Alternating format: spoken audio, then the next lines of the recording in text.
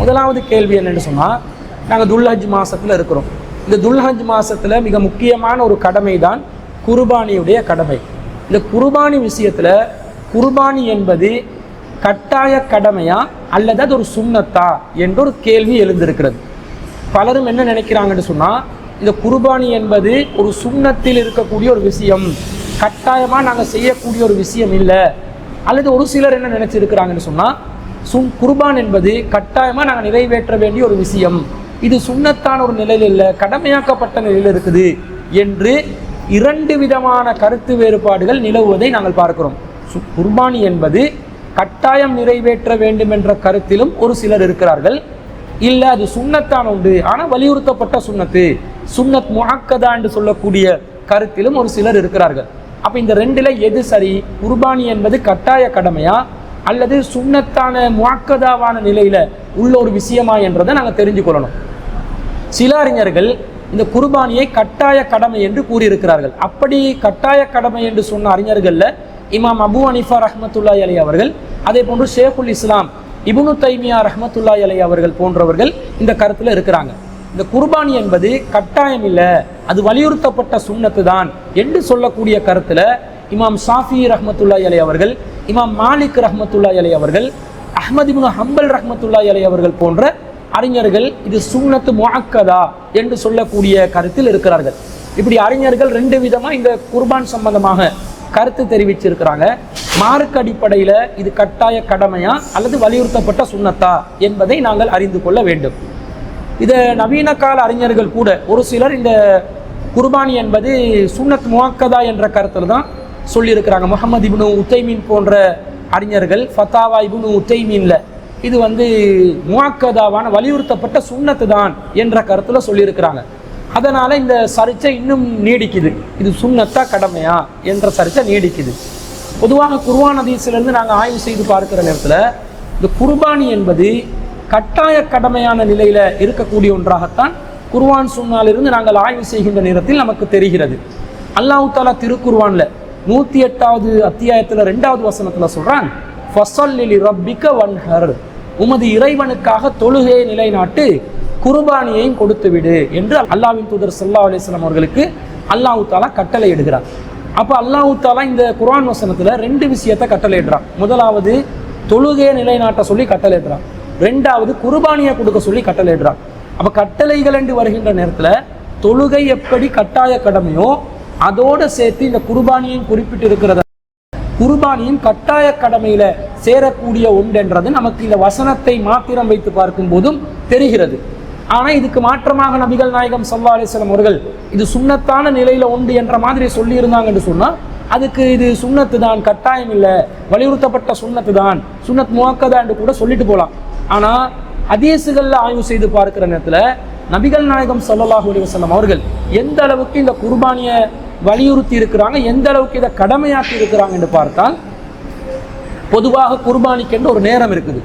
நாங்கள் ஹஜ்ஜி பெருநாள் நாள் துல்ஹஜ் மாதம் 10ஆம் தேதி பெருநாள் தொழுகையை நிறைவேற்றிய பிறகுதான் உல்ஹியா குர்பானியுடைய கடமையை நிறைவேற்ற வேண்டும். பெருநாள் தினத்தில் பெருநாள் தொழுகைக்கு பிறகு நிறைவேற்ற வேண்டிய இந்த கடமையை ஒரு சில நபித்தோழர்கள் பெருநாள் தொழுகைக்கு முன்பதாக துல்ஹஜ் மாதம் 10ஆம் தேதி சுபஹு தொழுகையை முடித்த பிறகு பெருநாள் தொழுகைக்கு முன்பதாக, அதாவது பெருநாள் தொழுகைக்கும் சுபஹு தொழுகைக்கும் ஒரு சிறிய நேரம் தான் இருக்குது.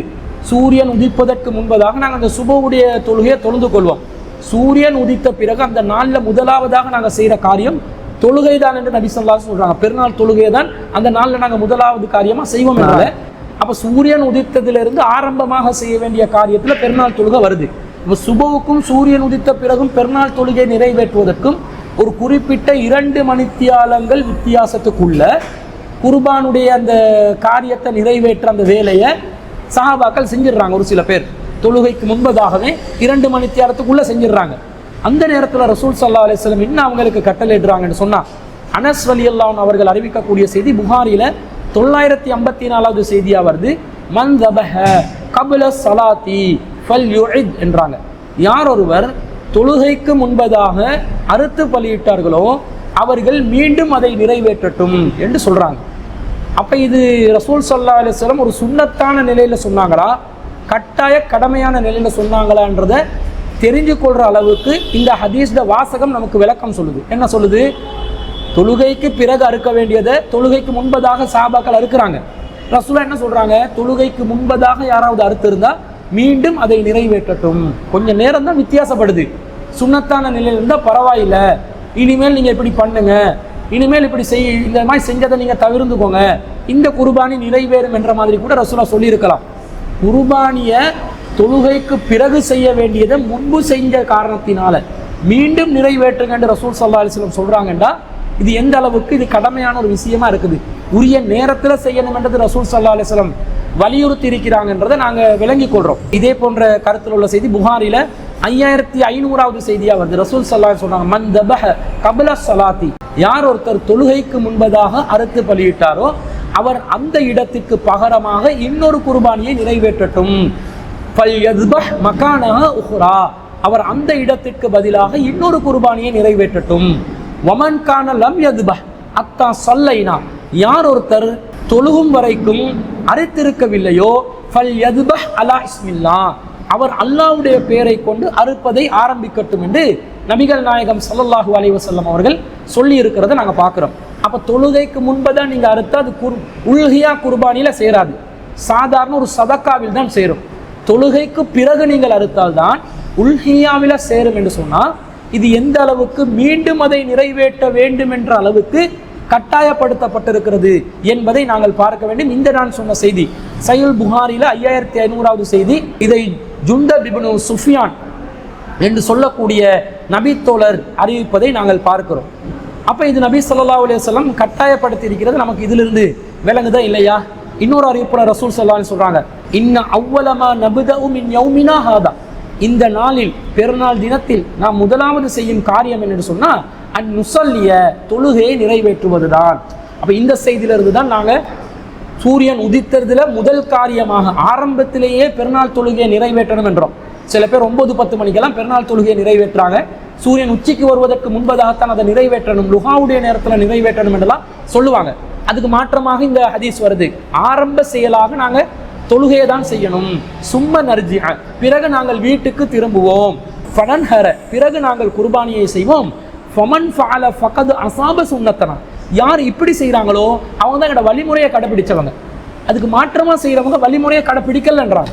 அப்போ இதுல இருந்து என்ன விளங்குது? ரசூலுல்லாஹ்வுடைய சுன்னத்தின் அடிப்படையில் குர்பானை நிறைவேற்றணும் என்று சொன்னால் அதை நீங்கள் பெருநாள் தொழுகைக்கு பிறகு நிறைவேற்றுங்க, பெருநாள் தொழுகைக்கு முன்பு நிறைவேற்றினீங்கன்னு சொன்னால் அதுக்கு பகரமாக இன்னொரு குர்பான் பிரத்யேகமாக கொடுங்கன்னு சொல்கிற அளவுக்கு வலியுறுத்தப்பட்ட ஒரு கடமையாக குர்பானி கடமை இருக்கிறது.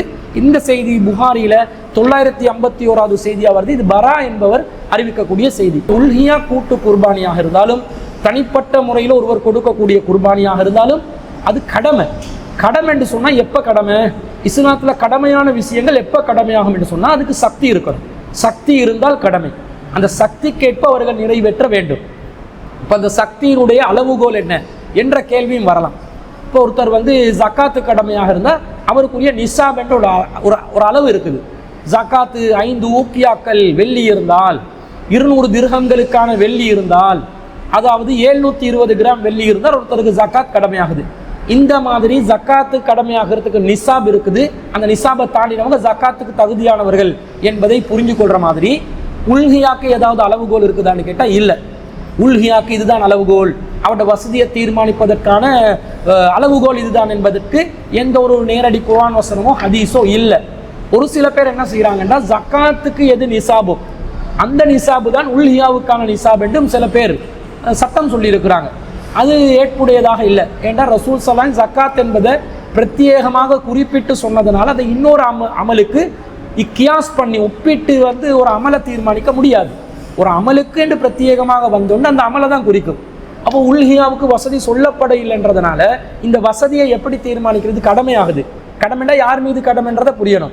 எப்படி ஒப்பீடளவில் அதை நாங்கள் தீர்மானிக்கணும் என்று சொன்னால், ஒருத்தருக்கு பெருநாள் தினத்தில் அவருடைய அந்த பெருநாளுக்கான செலவினங்கள் செய்வதற்கு போதுமான அளவு, அவருடைய அன்றாட வாழ்க்கைக்கான உணவு வசதி ஏற்பாடு செய்வதற்குரிய அந்த அளவு, அதே போன்று அவருடைய ஆடைகள் ஏற்பாடு செய்கிற அளவுக்கு வசதி, உணவு ஏற்பாடு செய்கிற அளவுக்கு வசதி இருந்தால், அது போக மிச்சம் மீதி அவருடைய கையில் குர்பானி கொடுக்குற அளவுக்கு எனக்கு காசு இருக்குது என்று இருந்தால் அவர் குர்பானியை நிறைவேற்றலாம். அப்படி எதுவுமே வரலை. அப்போ ஒருத்தருக்கு அந்த நாளில் குர்பானிக்கான வசதி கிடைக்குது. காலையில் தான் ஒரு ஆட்டை அறுக்கிறதுக்கு, ஒரு குடும்பம் சார்பாக ஒரு ஆட்டை அறுக்கிறதுக்கு வசதி கிடைக்குதுன்னு அவர் அறுத்து போடலாம். அதே போல் அவர் ஒரு மாட்டில் பங்கு சேர்வதற்கு பெருநாள் தினத்தில் காலையில் தான் வசதி வருதுன்னு சொன்னாலும் அவருக்கு அந்த குர்பானியில் பங்கு பெறலாம். அதுக்கு முன்கூட்டியே யாராவது ஏற்பாடு செய்யக்கூடியவர்கள் நேர காலத்தோடு அறிவிப்பாங்க, கூட்டு குர்பானில் சேர்ந்துக்கோங்கண்டு.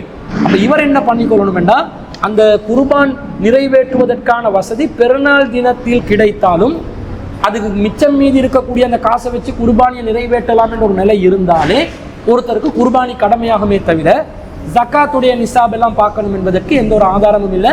அப்போ அவங்க தீர்மானிச்சு கொள்ளணும், நாங்கள் இந்த வருஷம் குர்பானி கடமையான நிலையில் இருக்கிறோமா இல்லையா என்றதை அவங்க தீர்மானிச்சு கொள்ளணும் என்றது இதன் மூலமாக நாங்கள் அறிந்து கொள்கிறோம். எனவே இந்த குர்பானி கட்டாய கடமை, அது யாருக்கு வசதி இருக்குதோ அந்த பெருநாள் தினத்தில் அதை நிறைவேற்றுவதற்கான வசதி யாருக்கு இருக்குதோ அவர்கள் முன்கூட்டியே அந்த வசதி இருப்பதை தீர்மானித்து கொண்டால் முன்கூட்டியே அவங்க அந்த குர்பானிக்கு பங்கு பெற்று குர்பானியை நிறைவேற்றலாம். அல்லது அந்த பெருநாள் தினத்தில் தான் குர்பானிக்கான வசதி கிடைத்தாலும் அந்த நாள்லேயும் குர்பானியை நிறைவேற்றலாம். அதுதான் குர்பானிக்கான தகுதியை பெறுவதற்கான அளவுகோலை தவிர ஜக்காத்துடைய நிசாப் அளவுகோலாக வராது என்பதையும் நாங்கள் புரிந்து கொள்ள வேண்டும்.